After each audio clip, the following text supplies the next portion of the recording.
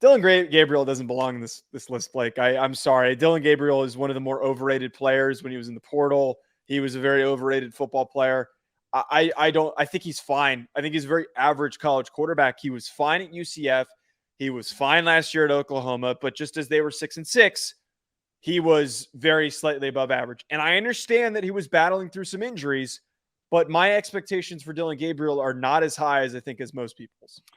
Here's why I put Dillon Gabriel in the top 10. Okay. Mm-hmm.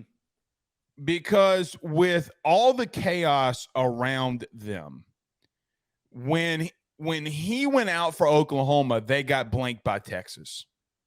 Okay.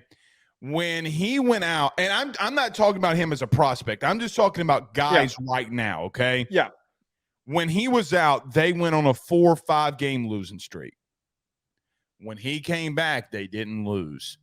I think that there's something to be said for a guy at quarterback when you come back and your team doesn't lose and isn't losing. Let's call it what it is. I went back, and when we were doing this list a couple days ago when we know we were making it, I was like, you know what? I really don't want to put Dillon Gabriel in here, but let me just go back and watch that Florida State game.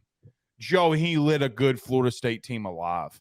A really good Florida State team alive. Prospect? No. Will he go to the next level and be good? No. Is he just you know, like, do you ever just like watch a dude play college football or college baseball and you just say, man, that's just a guy, he's just a really good college player. That's how I feel.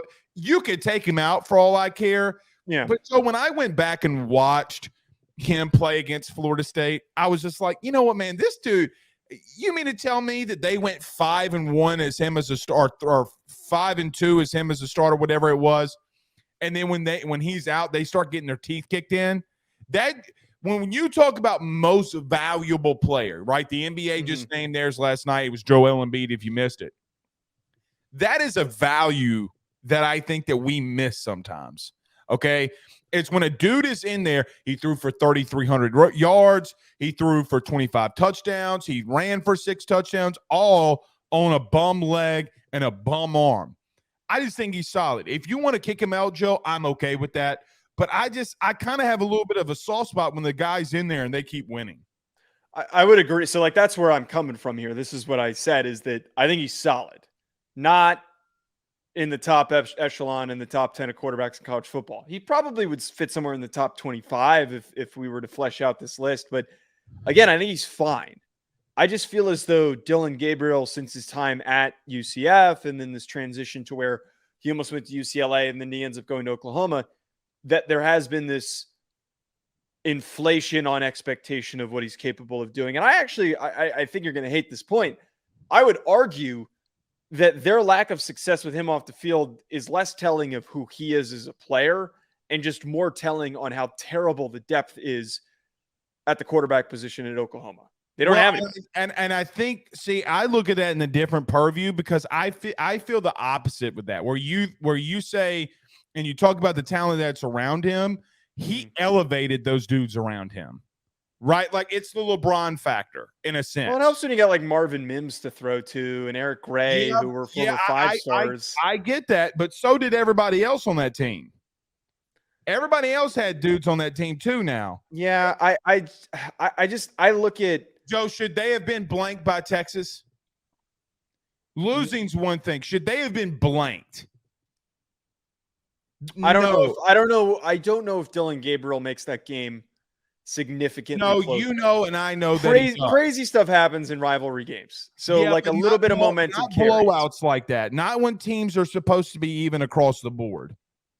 And for what it's worth, they are somewhat even. Texas has had a better roster than Oklahoma last year. Oh, I agree with that, but the record doesn't lie, though. They're a win away from damn near being equal. Look, it's a fair point, and again, I understand why you're putting them on here. I don't disagree. I feel as though that the general consensus on him has been very high. And by the way, I didn't rank any of these guys from a prospect angle. I had some people quote tweet it thinking it was from a prospect angle. I saw that. But because everyone's used to me babbling on about prospects. But Like even as a prospect, I think Dillon Gabriel has been propped up as this kind of sleeper player. By the way, can we please just one thing I forgot to mention at the beginning? I am really glad that neither of us put Spencer Rattler on here because Spencer Rattler continues to be the most overrated player in all of college football. Every time he does one little thing, he's overhyped.